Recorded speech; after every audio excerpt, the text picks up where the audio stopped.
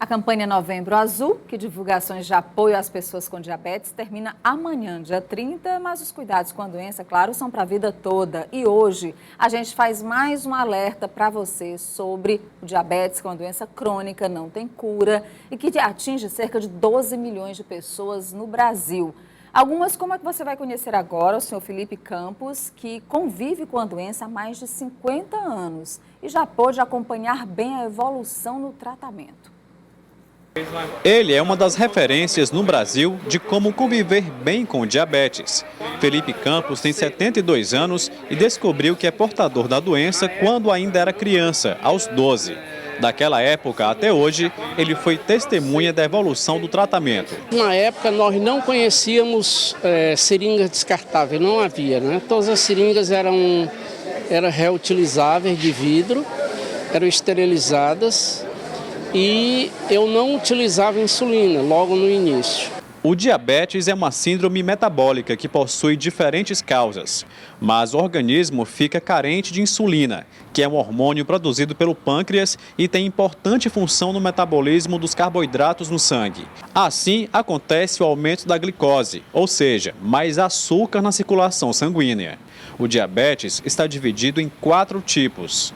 O gestacional é aquele que possui altos níveis de açúcar no sangue pela resistência à insulina. Já o pré-diabetes, o indivíduo apresenta alto nível de glicose, mas não o suficiente para ser considerado diabetes tipo 2. O tipo 1 é uma condição crônica em que o pâncreas produz pouca ou nenhuma insulina.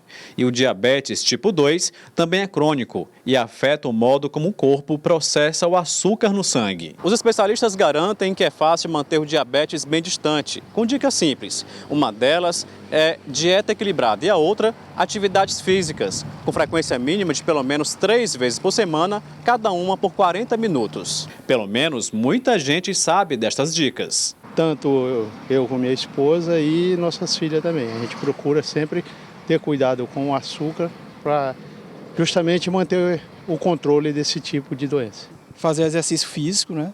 Também ajuda no metabolismo, para que o açúcar seja queimado pelo organismo, e indo com mais frequência para os músculos e assim você evitando ter um índice glicêmico muito alto. Aí, por aí, né? Nós estamos aqui com o Dr. Wallace Miranda, que é médico endocrinologista. Dr. Wallace, bom dia. Bom dia, Nádia. A gente está fechando aí o Novembro Azul, né? O Dr. Wallace está de gravata azul, eu estou de azul hoje, em homenagem ao Novembro Azul sendo fechado. Foram muitas ações esse mês para explicar, esclarecer, orientar, educar a população sobre o diabetes, que é uma doença muito prevalente na população. A gente falou sobre os vários tipos de diabetes. O diabetes tipo 2, por exemplo, é o mais comum. Ele incide em 90% dos casos com uma relação significativa à genética, ao envelhecimento, ao excesso de peso, ao estilo de vida, especialmente sedentarismo, alimentação. Isso é muito importante. A gente fala e parece que é bobagem, mas no fundo é o que mais importa, não é, doutor? Exatamente.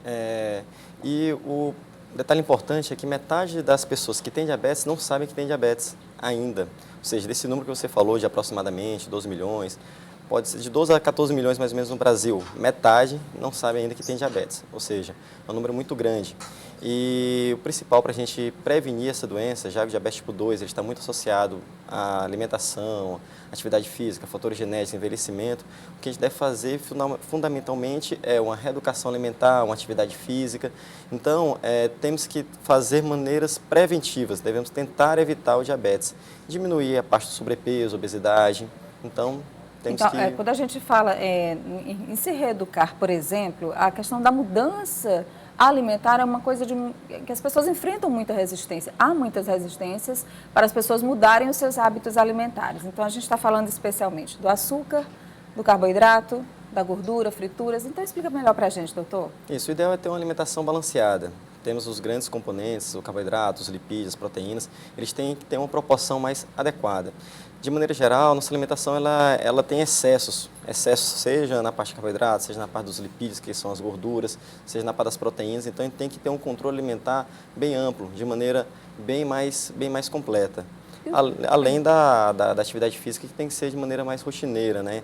O ideal é que seja de acordo com a Organização Mundial de Saúde, 30 minutos por dia, 5 vezes na semana. ou seja, quase todos os dias fazer alguma atividade física, moderada até intensa, é o ideal também. Bom, a gente falou aí na reportagem, mostramos inclusive um personagem que é referência, né, que é o seu Felipe, que tem 50 anos de convivência com o diabetes, não tem tantas complicações, mas é uma doença que, via de regra, pode complicar e trazer situações muito difíceis para o paciente e para a família do paciente. Exatamente, é uma doença crônica, uma doença silenciosa, é uma doença que, por essas características, o paciente não vai percebendo que está tendo as complicações, então precisa ter um acompanhamento periódico.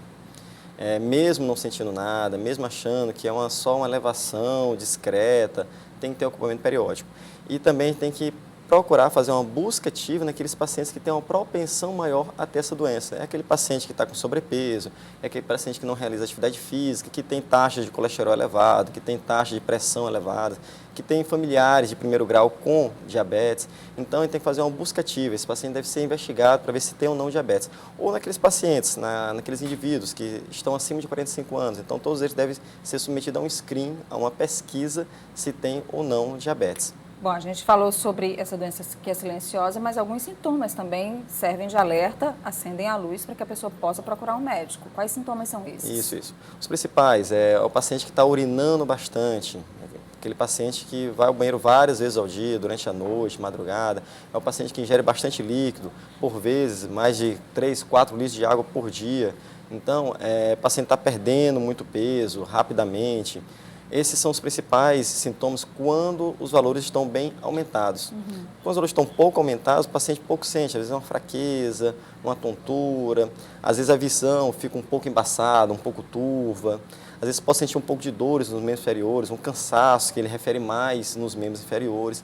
Então, é uma doença que ela tem sintomas mais inespecíficos e também alguns sintomas mais específicos. Bom, e o simples teste no sangue de glicose dá para ajudar muita luz e orientação. Nós conversamos aqui com o Dr. Wallace Miranda, que é médico endocrinologista. Muito obrigada, inclusive participou ativamente das ações do Novembro Azul aqui orientando sobre o diabetes em Teresina, Dr. Wallace. Bom dia.